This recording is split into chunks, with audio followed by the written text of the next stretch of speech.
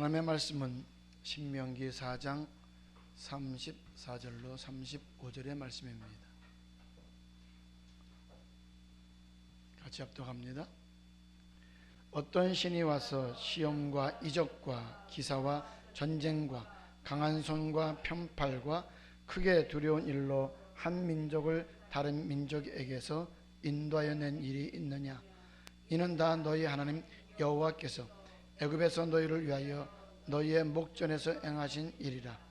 이것을 내게 나타나심은 여호와는 하나님이시요 그 외에는 다른 신이 없음을 내게 알게 하려 하심이니라.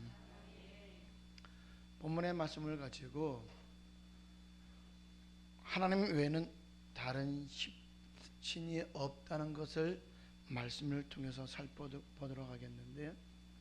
그래서 오늘 제목은 우리가 믿는 하나님은 어떤 분이신가? 하나님께서 출애굽기 6장 6절과 7절과 8절에서 우리에게 세 가지 약속을 하셨습니다. 첫 번째는 애굽에서 구원해 주시겠다. 두 번째는 나는 너의 하나님이 되고 너희는 나의 백성이 되어서 내가 먹이고 입히고 재워주겠다. 그리고 보호해주겠다. 이런 말씀이죠. 세 번째 약속은 아브라함과 이삭과 야곱에게 약속한 가나안을 주겠다라는 것입니다. 하지만 9절에 보면 이런 말씀이 있죠. 이 세 가지 축복을 얻기 위해서는 마음 상한 일이 없어야 될 것이다.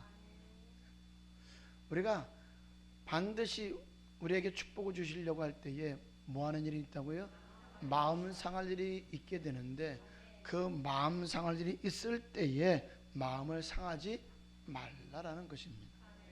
마음에 상하게 되면 약속한 그 말씀이 이루어질 수가 없다는 것이죠. 그리고 이 세 가지의 약속한 대로 우리를 이끌어 가시는데 이 과정을 기록한 것이 출애굽기 7장부터 여호수아까지입니다.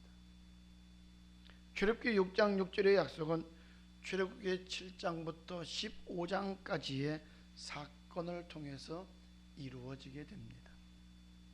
그리고 6장 7절의 약속은 가나안 땅에 이르기 전까지 38년 동안 광야 생활을 할 때 그들을 먹이고 입히고 보호해 주시고 승리케 하는 역사로 나타나게 된다는 것입니다. 그리고 6장 8절의 약속은 아브라함과 이삭과 야곱에게 약속하셨던 것으로 여호수아를 통하여서 가나안 땅에 들어가는 것으로 약속이 이루어진다 이 말입니다. 이렇게 약속하신 대로 이루어 가시는 하나님이 누구라는 것을 우리가 믿었을 때에 어려움이 있을 때마다 누구를 의지하게 돼요? 하나님을 의지하게 되고 우리에게 약속하신 대로 이루어 주시는 것을 체험할 수 있게 된다는 것입니다. 출애굽기 7장부터 보면 10가지 재앙을 통하여서 기적과 이적과 기사를 행하시는 이유는 하나님 외에 다른 신이 없다는 것을 너와 내 후손에게 알게 하려 함이라고 말씀하고 계십니다. 우리가 신앙생활하는 데 있어서 가장 중요한 부분이 하나 있습니다. 그것은 내가 섬기는 하나님이 누구신가 하는 것을 아는 것이다 이 말이에요. 알고 믿는 것과 알지 못하고 믿는 것과는 엄청난 차이가 있다는 것입니다.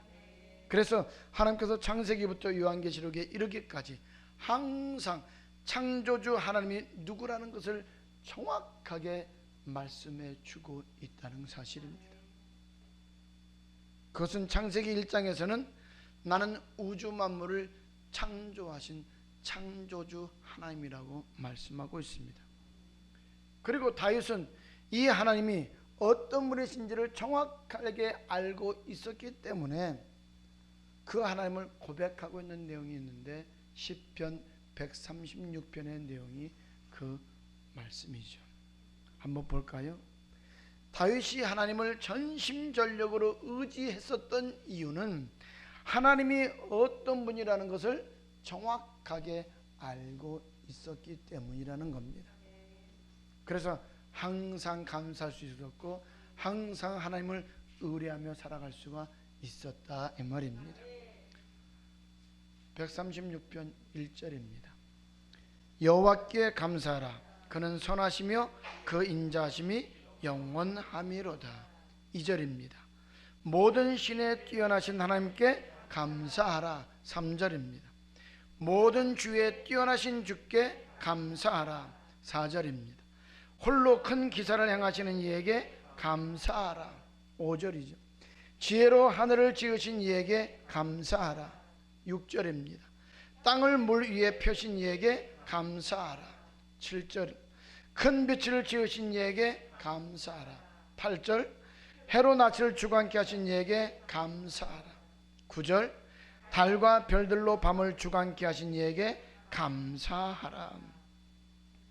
지금 다윗은 창세기 1장의 사건을 다 기록을 해가면서 그 하나님께 뭐하라고요? 감사하고 있다 이 말입니다. 내가 믿는 하나님은 우주 만물을 창조하신 분이시고 10절부터 마지막 절까지 보면 우리를 구원하신 하나님이라고 고백하고 있다는 것입니다. 요한계시록에 보면 나는 알파와 오메가라, 처음과 나중이요, 이제도 있고 전에도 있었고 장차 올 자여 전능한 자라고 이렇게 말씀하고 있습니다. 항상 하나님은 자신이 누구라는 것을 우리에게 가르쳐주고 있다는 것입니다. 왜? 하나님이 전지전능하시고 무서부재하신 분임을 모른다면 우리 신앙이 약해질 수밖에 없고, 내가 믿는 하나님이 어떤 분인지를 알았을 때는 우리의 믿음이 절대로 떨어지는 법이 없다 이 말입니다. 그래서 우리는 하나님이 우주 만물을 창조하신 하나님이시고 전지전능하시고 무소부재하신 하나님이시며 하나님 외에 다른 신이 없다는 것을 절대적으로 잊어서는 안 된다는 사실입니다. 그래서 모세가 이스라엘 백성을 애굽에서 인도하여 내고 가나안 땅에 눈앞에 두고 모압 평지에서 오늘 출애굽 1세대와 2세대를 모아놓은 그런 상태에서 뭘 가르쳐요? 다시 율법을 가르치고 있는 것을 볼 수가 있습니다. 그러면서 신명기 4장에 보면 두 가지를 잊지 말라고 당부하고 있습니다. 하나는 하나님이 어떤 분이신지를 잊지 말라는 것이고, 또 다른 하나는 하나님이 하신 말씀을 절대로 잊어버리지 말라는 것입니다. 이 두 가지를 잊으면 너희가 반드시 뭐한다? 멸망당한다는 거예요. 신명기 4장 34절입니다. 어떤 신이 와서 시험과 이적과 기사와 전쟁과 강한 손과 편팔과 크게 두려운 일로 한 민족을 다른 민족에게서 인도하여 낸 일이 있느냐? 이는 다 너희 하나님 여호와께서 애굽에서 너희를 위하여 너희의 목전에서 행하신 일이라.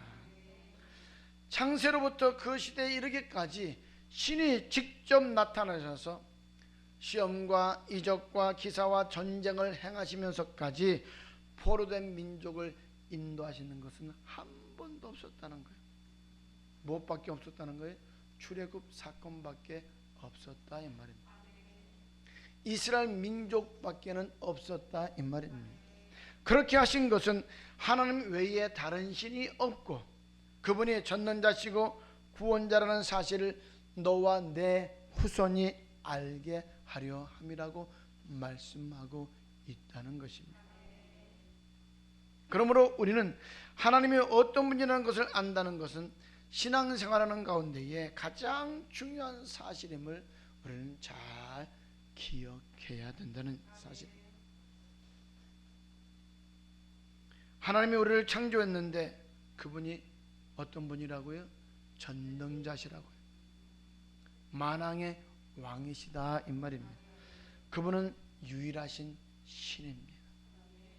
그분 외에는 다른 신이 없다 이 말입니다. 오늘 그렇기 때문에 우리가 믿는 하나님이 어떤 분인가를 정확하게 알게 되어지면 우리의 믿음이 절대로 떨어지는 법이 없다는 것입니다. 다시 신명기 4장 34절 35절입니다. 어떤 신이 와서 시험과 이적과 기사와 전쟁과 강한 손과 편팔과 크게 두려운 일로 한 민족을 다른 민족에게서 인도하여 낸 일이 있느냐? 이는 다 너희 하나님 여호와께서 애굽에서 너희를 위하여 너희의 목전에서 행하신 일이라. 이것을 네게 나타나심은 여호와는 하나님이시요 그 외에는 다른 신이 없음을 내게 알게 하려 하심이니라. 그래서 이스라엘 민족을 애굽에서 구원하여 내실 때에 바로와 그 신하의 마음을 완강하게 함으로 말미암아 그들에게 하나님이 어떤 하나님인가를 보여주셨다는 거예요. 그 어떤 하나님인가를 보여주심으로 말미암아 맞다, 이스라엘의 하나님은 대단한 분이다, 인정하게 한다 이 말이죠. 이스라엘 민족에게는 유일하신 하나님으로 믿고 섬길 수 있게 하셨다는 것입니다. 왜요? 출애굽기 10장에 보면 이스라엘 민족을 애굽에서 구원하여 주시겠다고 약속해 놓으시고 하나님이 바로의 마음과 그 신하의 마음을 완강케 함으로 말미암아 이스라엘 민족을 내어줬어요, 안 내어줬어요? 내어주지 않았다 이 말이에요. 그것은 오직 여호와 하나님만이 구원자라는 사실을 깨달아 알아서 그 하나님을 섬기게 하기 위함이었다는 거예요. 무엇을 통해서요? 10가지 재앙을 통하여서 나 여호와 하나님만이 참된 신이라는 것을 그들로 하여금 알게 하기 위함이었다는 거예요.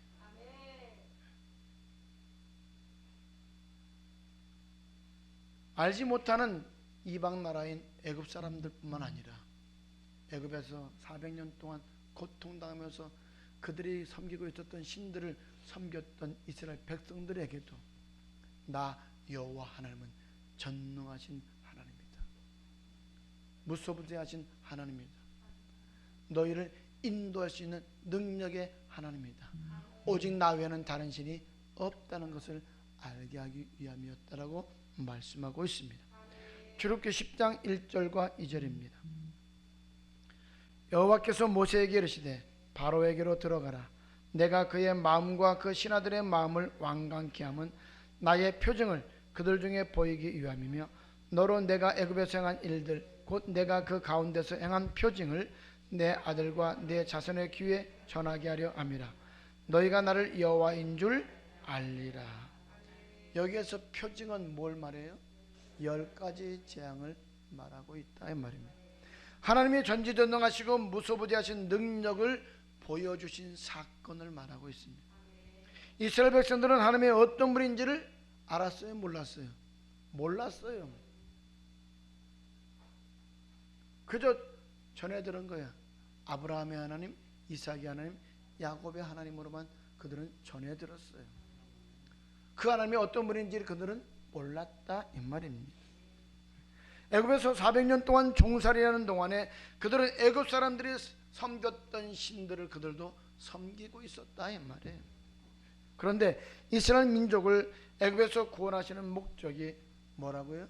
하나님을 섬기게 하기 위해서, 그것도 마음을 다하고 목숨을 다하고 뜻을 다하고 힘을 다하여 섬기라고 하니까, 우리의 삶과 우리의 물질로 섬기라고 하니까 어느 누가 하나님을 잘 알지 못하는데 어느 누가 섬길 수 있느냐 이 말이에요. 하나님이 우리를 구속하신 목적은, 하나님이 우리를 구속하신 목적이 뭐라고요? 하나님을 섬기라고, 섬기기 위해서 구속하셨는데 하나님이 바로보다 힘이 없다면 바로를 섬기지 하나님 섬기겠어요? 그래서 하나님은 내가 바로보다 위대한 하나님이라는 것을 알도록 하시기 위해서 그들이 섬기는 신들을 하나하나 무너뜨리는 장면이 10가지 재앙이다. 그래서 바로가 그 신하의 마음을 완강케 해서 하나님의 능력을 나타내 보이셨던 것입니다. 다시 출애굽기 10장 1절과 2절입니다. 여호와께서 모세에게 이르시되 바로에게로 들어가라. 내가 그의 마음과 그 신하들의 마음을 완강케 하면 나의 표징을 그들 중에 보이기 위함이며 너로 내가 애굽에서 행한 일들 곧 내가 그 가운데서 행한 표징을 내 아들과 내 자손의 귀에 전하게 하려 함이라. 너희가 나를 여호와인 줄 알리라. 이 말씀처럼 그들의 후손인 다윗이 시편 136편에서 하나님은 이런 분이다, 이런 분이다, 이런 분이다라는 것을 창조의 사건부터 출애굽의 사건에 이르기까지를 다 드러내면서 하나님을 감사하고 있는 것을 볼 수 있습니다. 그래요. 너와 내 후손이 하나님이 누구라는 것을 알아야만 우리는 하나님을 섬길 수 있다는 것입니다. 하나님 외에는 다른 신이 없고 하나님이 전능자라는 것을 알았을 때 우리는 그분의 말에 순종할 수 있고 그를 믿고 따를 수 있다 이 말이죠. 그래서 이스라엘 민족을 창세기 15장 13절에서 택하셨고 출애굽기 12장에서 피 바르셨고 출애굽기 13장에서 불기둥 구름 기둥으로 인도하시고 14장에서 홍해 건너게 하시고 출애굽기 15장 2절에서 여호와는 나의 구원자라고 고백할 수 있게 하셨다 이 말입니다. 그러므로 우리를 구원하신 분은 우주 만물을 창조하신 하나님이시요 다른 분은 없다는 것을 분명하게 우리는 깨달을 수 있는 자 될 수 있기를 주님의 이름으로 축복합니다. 그러면 우리를 구원하신 것으로 끝이 났나요? 아니다 이 말이에요. 출애굽기 15장 2절입니다. 여호와는 나의 힘이요 노래시며 나의 구원이시로다. 그는 나의 하나님이시니 내가 그를 찬송할 것이요 내 아비의 하나님이시니 내가 그를 높이리로다. 즉 주는 그리스도시요 살아계신 하나님의 아들로 고백했다는 말과 동일한 말씀이다 이 말입니다. 그러면 어떤 분이냐? 하나님이 어떤 분이냐? 10가지 기적과 기사와 표적과 이적과 강한 손과 편팔로 재앙과 전쟁을 일으켜서 우리를 구원하신 분이다 이 말이에요. 많은 사람들은 우리를 구원하신 그 하나님으로 끝났다라고 생각합니다. 우리는 구원받았기 때문에 끝났다. 천국까지 그냥 갈 수 있다. 이렇게 생각한다 이 말이에요. 그런데 성경은 아니라는 거예요. 우리를 구원한 것만 그대로 끝나는 것이 아니라 우리의 신앙생활을 할 때 어떻게 한다고요? 우리가 만나는 모든 문제들까지도 다 해결해 주시는 분이다. 그뿐만이 아니라 우리를 천국까지 인도하시기를 원하시는 분이다. 그래서 우리가 고백하고 우리가 구원받았다고 하는 것은 신앙생활의 시작일 뿐이다 이 말입니다. 출애굽기 15장 22절로 25절입니다.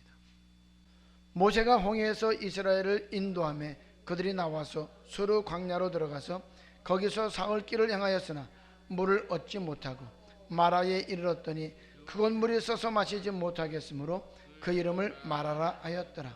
백성이 모세를 대하여 원망하여 가로되 우리가 무엇을 마실까 하며 모세가 여호와께 부르짖었더니 여호와께서 그에게 한 나무를 지시하시니 그가 물에 던지매 물이 달아졌더라. 거기서 여호와께서 그들을 위하여 법도와 율례를 정하시고 그들을 시험하실세. 많은 사람들이 우리는 구원받았다, 구원받았기 때문에 천국 간다라고 이렇게 말합니다. 그런데 하나님은 우리의 구원의 하나님으로 끝나는 것이 아니라는 거예요. 우리가 천국 가기 전에 뭐예요? 교회 생활하죠. 교회 생활할 때 여러 가지 어려운 일들을 만나게 된다 이 말입니다.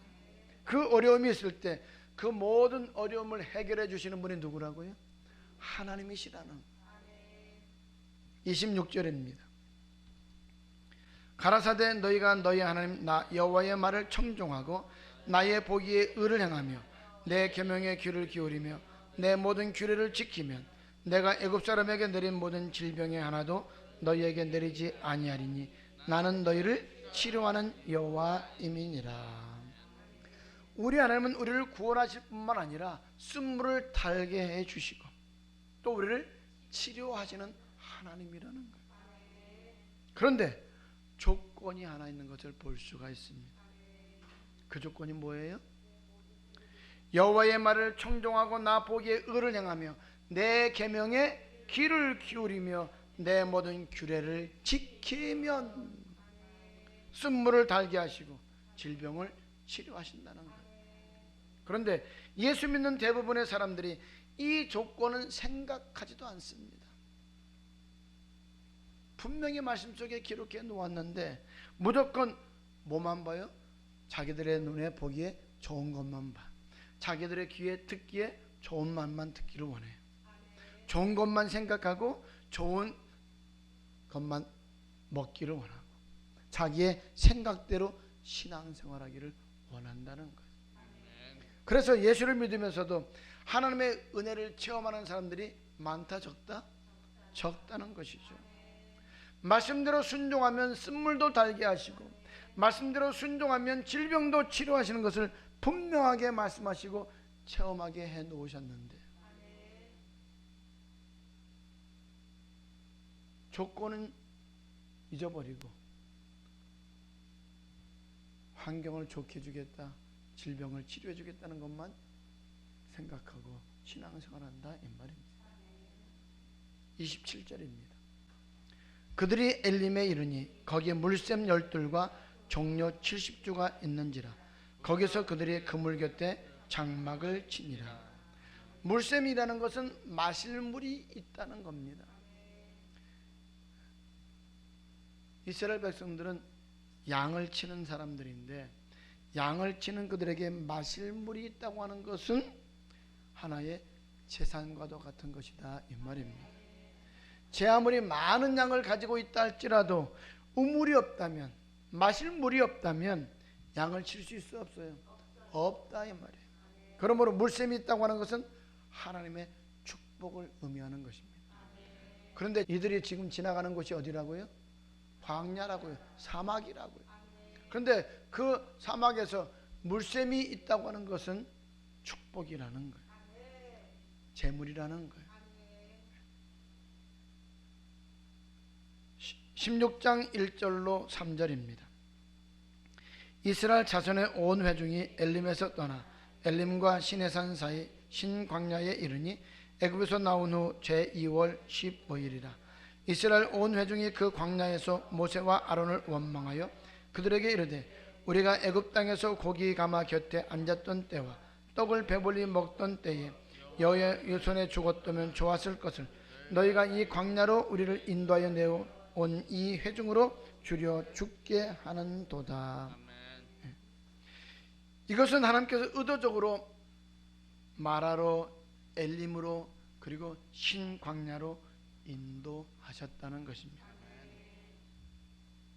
그 이유는 하나님이 전지전능하시고 무소부재하신 분으로 일용할 양식에 대해서 걱정하지 말라는 것을 알게 하시기 위함이었다는 사실입니다. 하나님이 능력이 없어서가 아니에요. 하나님이 그곳에는 먹을 것이 없다는 걸 몰라서가 아니었다 이 말입니다. 뭐하기 위함이었다고요? 일용할 양식을 공급해 주시는 하나님이라는 것을 알도록 하기 위해서였다는 것입니다. 4절과 5절입니다. 때에 여호와께서 모세에게 이르시되 보라 내가 너희를 위하여 하늘에서 양식을 비같이 내리리니 백성이 나가서 일용할 것을 날마다 거둘 것이라. 이같이 하여 그들이 나의 율법을 준행하나 아니하나 내가 시험하리라. 제6일에는 그들이 그 거둔 것을 예비할지니 날마다 거두던 것에 갑절이 되리라. 자, 여기 보면은 분명하게 하나님께서 말씀을 해놓으셨어요. 그들에게 일용할 양식을 공급하시는 하나님이라는 것을 알도록 하기 위해서라고 그랬는데, 그래서 그 양식을 비같이 내리신다라고 말씀하셨는데 조건이 하나 있죠. 뭐였어요? 하나님의 말씀대로 오늘 그들을 지키는지 안 지키는지를 시험하시기 위함이라는 거예요.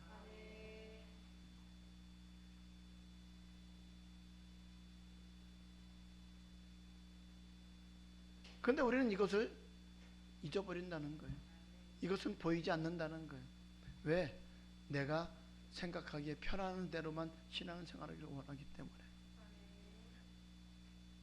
지금 하나님은 의도적으로 신광야로 이끄셔서 하나님의 율법을 준행하나 안 하나 시험하는 이 율법은 너희가 주일에 장사하는지 장사하지 않는지, 주일날 일하러 가는지 일하러 가지 않는지 달아보기 위한 것이라는 겁니다. 주일날 너희가 하나님 앞에 예배드려야 되는데 주일날 장사하지 말라. 나는 전능한 하나님이기 때문에 너희가 주일날 장사하지 않는다 할지라도 6일 동안 장사하는 것으로 너희에게 부족함이 없게 해주시겠다라는 이런 말씀입니다. 21절로 27절입니다. 무리가 아침마다 각기의 식량대로 거두었고 해가 뜨겁게 쪼이면 그것이 쓰러졌더라. 제6일에는 각 사람이 갑절의 식물 곧 하나에 2오멜씩 거둔지라. 회중의 모든 두목이 와서 모세에게 고하매 모세가 그들에게 이르되 여호와께서 이같이 말씀하셨느니라. 내일은 휴식이니 여호와께서 거룩한 안식이라. 너희가 구울 것은 굽고 삶을 것은 삶고 그 나머지는 다 너희를 위하여 아침까지 간수하라. 그들이 모세의 명대로 아침까지 간수하였으나 냄새도 나지 아니하고 벌레도 생기지 아니한지라. 모세가 가로되 오늘은 그것을 먹으라. 오늘은 여호와께 안식일인즉 오늘은 너희가 그것을 들여서 얻지 못하리라. 6일 동안은 너희가 그것을 거두되 제7일은 안식일인즉 그날에는 없으리라 하였으나 제7일이라 백성 중 들어가 거두러 나갔다가 얻지 못하니라. 안식일 날은 양식을 거둘 수 없다라고 말씀하고 있습니다.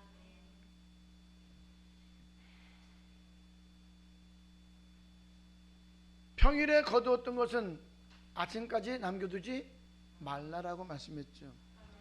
그런데 엿새째 되는 날 토요일 날 거둔 것은 주일 아침까지 남겨둬도 괜찮았다는 거예요. 아무런 문제가 없었다는 거예요.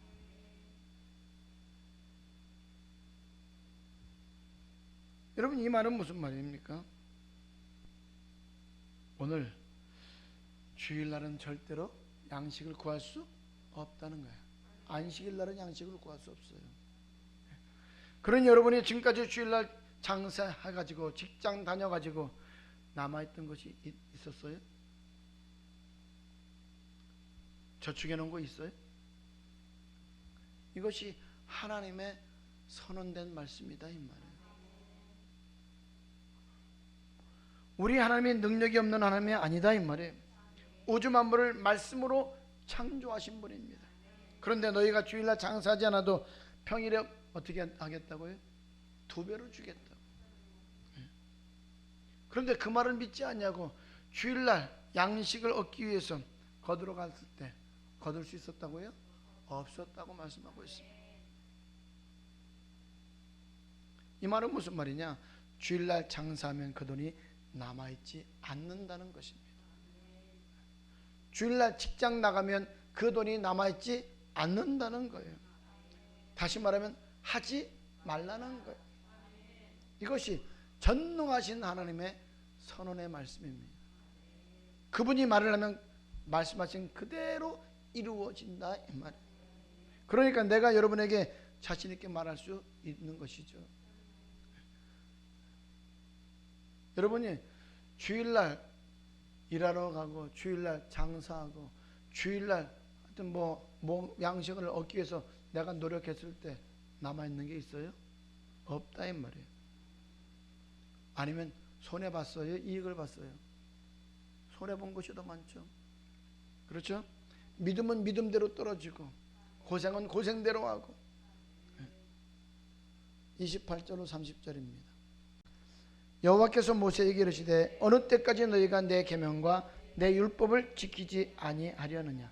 볼지어다 여호와가 너희에게 안식일을 주므로 제6일에는 이틀 양식을 너희에게 주는 것이니 너희는 각기 처소에 있고 제7일에는 아무도 그 처소에서 나오지 말지니라. 그러므로 백성이 제7일에 안식하니라. 그렇습니다. 우리가 주일날 일하지 아니해도 주일날 장사하지 않아도, 직장 가지 않아도 주일날 먹을 것을 공급해 주시는 분이 누구라고요? 하나님이라는 사실을 우리는 잘 기억해야 될 줄로 믿습니다. 출애굽기 17장 1절입니다. 이스라엘 자손의 온 회중이 여호와의 명령대로 신 광야에서 떠나 그 노종대로 행하여 르비딤의 장막을 쳤으나 백성이 마실 물이 없는지라. 르비딤에 이르렀더니 뭐가 없었다고요? 마실 물이 없었다고요. 그러면 하나님의 마실 물이 없었다는 것을 모르고서 그들을 그곳으로 인도하셨을까요? 아니라는 거죠. 이것은 우리가 교회 생활할 때에 목마를 때가 있다 이 말이에요. 하지만 목마른 환경을 만났을 때 세상에서 그 목마름을 해결할 것을 찾지 말고 주님이 주시는 생수를 공급받으면 절대로 목마르지 아니할 것을 알도록 하기 위해서라는 거예요. 그러므로 여러분은 목마른 환경 만났을 때 세상에서 해결할 방법을 찾지 말고 주님이 주신 생수를 공급받으면 해결된다는 것을 잘 기억하시고 마음속에 새겨놓을 수 있기를 주님의 이름으로 축복합니다. 다시 1절부터 6절까지 읽습니다.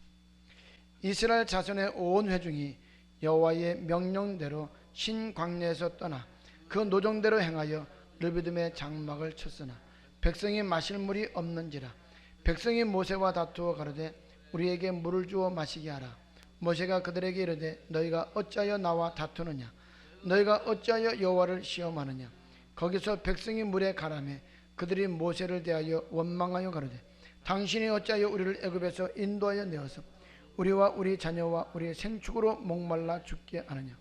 모세가 여호와께 부르짖어 가로되 내가 이 백성에게 어떻게 하리이까? 그들이 얼마 아니면 내게 돌질하겠나이다. 여호와께서 모세에게 이르시되 백성 앞을 지나서 이스라엘 장로들을 데리고 하수를 치던 내 지팡이를 손에 잡고 가라. 내가 거기서 오렙산 반석 위에 너를 대하여 서리니 너는 반석을 치라. 그것에서 물이 나리니 백성이 마시리라. 모세가 이스라엘 장로들의 목전에서 그대로 행하니라. 우리가 예수를 나의 구주로 고백하고 신앙생활을 할 때에 아무리 돈이 많이 있다 할지라도 아무리 건강하다 할지라도 일용할 양식에 대해서 걱정할 필요가 없다 할지라도 만족이 없을 때가 있다 이 말입니다. 이 만족할 수 없는 우리에게 만족할 수 있는 생수를 우리에게 공급해 주셨다는 것입니다. 그래서 세상의 물은 목마르지만 주님이 내게 주시는 물은 영원히 목마르지 않는다는 거예요. 그런데 출애굽기 17장의 말씀을 보면 그저 평범한 물이다 이 말이에요. 이 평범한 물이 신약에서 어떻게 해석되었는지 고린도전서 10장에서 살펴볼 수가 있죠. 고린도전서 10장 1절로 4절의 말씀입니다. 형제들아 너희가 알지 못하기를 내가 원치 아니하노니 우리 조상들이 다 구름 아래 있고 바다 가운데로 지나며 모세에게 속하여 다 구름과 바다에서 세례를 받고 다 같은 신령한 식물을 먹으며 다 같은 신령한 음료를 마셨으니 이는 저희를 따르는 신령한 반석으로부터 마셨음에 그 반석은 곧 그리스도시라. 이 말씀은 사도 바울이 출애굽기 12장부터 17장까지의 말씀을 네 구절로 딱 간단하게 해석해 놓고 있는 말씀입니다. 구름기둥 불기둥으로 인도하여서 홍해 건넌 사건을 가리켜서 뭐한 거라고 말하고 있다고요? 물세례를 받았다라고 이렇게 표현하고 있다 이 말입니다. 그리고 신광야에서 만나를 먹은 사건을 신령한 식물을 먹었다, 신령한 만나를 먹었다 하는 것을 말씀하고 있고 17장에 르비딤에서 물을 마신 사건을 가리켜서 그 반석은 뭐라고 말씀하고 있어요? 그리스도시라고 말씀하고 있다 이 말입니다. 그러면 이 말은 그들이 목말라 했을 때에 반석을 채서 물을 낸 것은 반석이신 예수 그리스도가 주시는 생수가 있다 이는 말이죠. 그것을 가장 잘 설명하고 요약해 놓은 곳이 어디라고요? 요한복음 4장의 말씀입니다. 요한복음 4장 10절에 보면 이런 말씀이 있죠. 예수께서 대답하여 가라사대 내가 만일 하나님의 선물과 또 내게 물 좀 달라는 이가 누구인 줄 알았다면 내가 그에게 구하였을 것이요 그가 생수를 내게 주었으리라.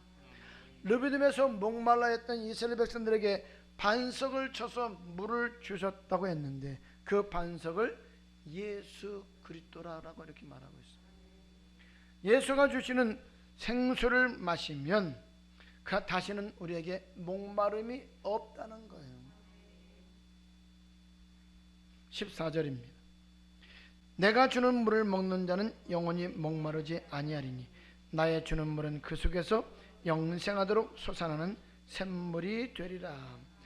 주님께서 주시는 물을 마시면 영원히 목마르지 않는다라고 말합니다. 우리가 신앙생활할 때 예수 한 번만으로 만족이 안 될 때가 있다 이 말이에요. 그럴 때마다 사람들은 세상에서 만족을 찾기를 원하죠. 그런데 세상 것은 먹어도 어떻다는 거예요? 목마르다는 거예요. 그러나 주님이 주시는 물은 목마르지 않는다라고 말씀하고 있다 이 말입니다. 그래서 여러분은 신앙생활하면서 목마를 때 다른 것 찾지 말고 주님이 주시는 생수를 찾는 삶이 될 수 있기를 주님의 이름으로 축복합니다. 많은 사람들이 신앙생활하다가 목마름이 왔을 때에 세상을 찾습니다. 세상에 가서 해결하기를 원해요. 그런데 세상에서 해결할 수 없다는 거예요. 세상 것은 마셔도 목마를 뿐이다. 그러나 주님께서 주시는 생수는 먹으면 그것으로 만족할 수 있다. 다시는 목마름이 없다는 것입니다. 그러면 사마리아 여자는 어떤 사람입니까? 하나님을 믿으면서 하나님 한 분만으로 만족이 되지 않으니까 남자 5과 결혼을 해가지고 살다가 이혼하고 또 결혼하고 이혼하고 결혼하고 이혼하고 결혼하고 이혼하면서 살아봤지만 만족이 없었다 있었다? 없었다는 거죠. 그리고 6번째 남자는 결혼하지 않고 살고 있는 중이었다 이 말입니다. 예수를 믿으면서도 만족이 안 되니까 계속 뭐만 찾고 다녔어요? 쾌락을 찾고 다녔어요. 그런 여자에게 주님은 찾아가서 너는 세상 것을 먹어도 목마르지 아니하느냐? 그때 이 여자가 뭐래요? 예, 목마릅니다. 그때 그러나 내가 주는 물을 먹으면 내가 주는 물을 마시면 영원히 목마르지 아니할 것이라고 이렇게 말씀을 합니다. 그 배에서 뭐가 난다고요? 생수가 흘러간다. 그래서 주님으로부터 생수를 공급받는 사람만이 예수 한 분만으로 만족함을 얻을 수가 있는 것이지, 오늘 생수를 공급받지 못하면 이 세상 것 다 소유한다 할지라도 아무런 소용이 없다 이 말이에요. 갈급해질 수밖에 없다는 거예요. 그러므로 우리는 예수가 우리에게 주시는 생수를 공급받아서 예수 한 분만으로 만족하면서 살아갈 수 있기를 주님의 이름으로 축복합니다. 그러면 생수를 어떻게 공급받을 수 있는가? 이 생수를 공급받는 방법은 다음 주에 이어서 또 말씀을 드리도록 하겠습니다. 여러분, 전지전능하신 하나님이 우리를 구원하여 주신 것은 모든 것이 다 끝난 것이 아니라 신앙생활의 시작일 뿐입니다. 그리고 우리가 교회 생활을 할 때에 우리는 반드시 어려움을 만나게 된다 이 말이에요. 여러 가지 사건들을 만나게 된다 이 말이에요. 그런데 그 어려움을 만날 때마다 우리 어려움을 해결해 주시는 분이 누구라고요? 하나님이시라고. 그런데 무작정 해결해 주신다? 아니라는 거죠. 어린 신앙일 때는 우리가 하나님 앞에 구하면 그때그때마다 응답받을 수가 있었지만 신앙생활을 어느 정도 하고 말씀에 대해서 알고 있게 되어지면 그때부터는 말씀에 약속하신 대로만 하나님께서 우리들에게 응답하신다는 거예요. 내 말을 너희가 지켜 행하면, 내 계명을 준행하면, 내 규례와 율례를 지켜 행하면, 이렇게 말씀하고 있다. 반드시 우리는 말씀대로 순종해야 된다는 거예요. 우리에게 하나님께서 약속하셨다 할지라도 그 약속하신 그 말씀이 우리에게 이루어지기 위해서는 반드시 약속하신 말씀대로 순종해야만 얻을 수가 있다는 것입니다. 교회 생활하는 가운데에 여러 가지 어려움 만났을 때도 우리가 말씀에 순종할 때 해결받을 수 있고, 쓴물을 달게 할 수 있고, 질병에서 치료받을 수 있고, 할렐루야, 부유해질 수가 있고, 일용할 양식을 공급받을 수 있고, 생수를 공급받을 수 있고, 어떤 환경 가운데서도 승리할 수 있는 삶을 살아갈 수 있게 된다, 이 말입니다. 그래서 다음 주에는 어떻게 하여야 우리가 생수를 공급받을 수 있을까 하는 말씀을 나누도록 하겠습니다. 잘 박힌 못이 될 수 있기를 주님의 이름으로 축복합니다.